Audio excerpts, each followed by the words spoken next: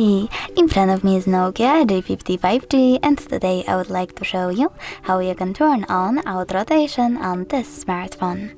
First of all, go into Tab menu. Now you need to find auto rotate icon and tap on it. As you can see, now it's blue. That means that auto rotation is definitely on.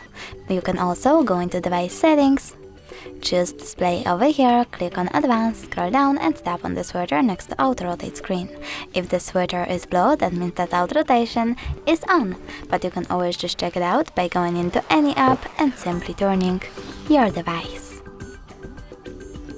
Thanks so much for watching. If you enjoyed this video, don't forget to leave a like, comment and subscribe.